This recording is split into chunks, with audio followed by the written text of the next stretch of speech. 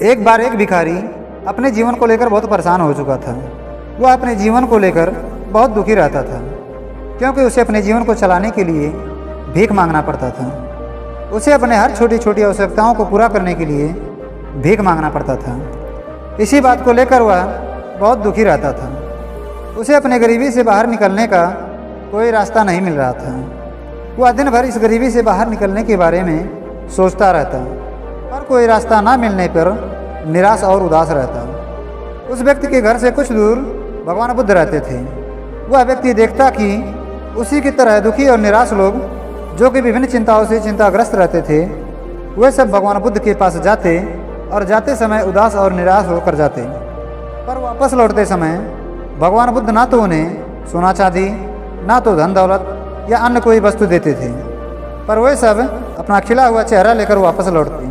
यह सब प्रक्रिया वह कई दिनों से देख रहा था। इसके बाद वह व्यक्ति एक दिन भगवान बुद्ध से मिलने का निर्णय लेता है। वह सोचता है कि वो भी बुद्ध के पास जाएगा और देखेगा कि बुद्ध ऐसा क्या देते हैं जिससे हर व्यक्ति पल भर में खुशी हो जाता है। इसके बाद एक दिन वह व्यक्ति बुद्ध के पास गया और जाकर कहने लगा, तथागत, मैं बहुत गरीब हूँ। मुझे अपने जीवन को चलाने के लिए भीख मांगना पड़ता है।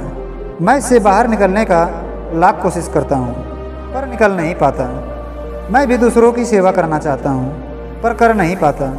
अब आप ही बताइए, मैं अपने जीवन को कैसे बेहतर बना सकता हूँ। ये सब सुनकर बुद्ध कहते हैं, यह सिर्फ तुम्हें लगता है कि तुम गरीब हो, क्योंकि आज तक तुमने किसी के लिए कुछ किया ही नहीं है, पर तुम गरीब नहीं हो।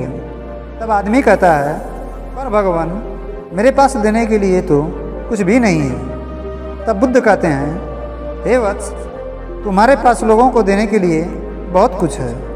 तुम्हारे पास मजबूत हाथ पैर हैं, जिससे तुम दूसरों की मदद कर सकते हो, जिसका उपयोग कर तुम बहुत सारा धन अर्जन कर सकते हो। तुम्हारे पास सुंदर मुख है, जिससे तुम मीठी बाणी निकाल सकते हो और दूसरों का हौसला बढ़ा सकते हो, जिससे तुम दूसरों को ज्ञान दे सकते हो। तुम्हारे पास एक अच्छा दिमाग है, जिसका प्रयोग कर तुम दूसरों की सेवा कर सकते हो। ये जरूरी नहीं है कि दान करने के लिए सिर्फ पैसा ही होना चाहिए। तुम अन्य चीज़ का भी दान कर सकते हो, फिर वो चाहे श्रम दान, ज्ञान दान या अन्य कोई दान हो। यदि प्रकृति ने किसी को एक सुंदर और पूर्ण शरीर दिया है, तो इसका मतलब वह गरीब नहीं है, सिर्फ उसकी सोच गरीब है। इसलिए तुम्हें फालतू के विकारों को छोड़कर दूसरों की सेवा में लगना चाहिए। बुद्ध की यह बातें सुनने के बाद वह भिखारी बहुत खुश हो गया। उसका मन एकदम शांत हो गया। अब वह पूरी तरह से संतुष्ट था। उसने तुरंत बुद्ध के सामने निर्णय लिया कि अब वह भीख मांगना छोड़ देगा और कुछ अच्छा काम करेगा। इसके बाद वह आदमी वहाँ से खुशी खुशी वापस लौट आता है। दोस्तों, हम में से बहुत सारे लोगों को लगता है कि वे गरीब हैं, पर ये सत्य नहीं है।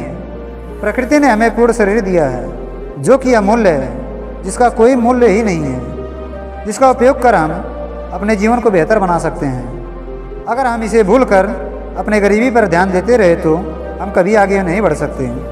इसके अलावा हमें इस कहानी से यह भी शिक्षा मिलती है कि दान सिर्फ धन का नहीं, बल्कि शिक्षा, भोजन, अच्छे विचार आदि का भी कर सकते हैं। अगर आपके पास शिक्षा है, तो आप शिक्षा दान कर सकते हैं, या फिर आप दूसरों के साथ अच्छे विचारों का भी दान कर सकते हैं। अंततः इन सभी दानों से हमारे समाज की भलाई ही होती है और हमारा समाज ऊपर ही उठता है।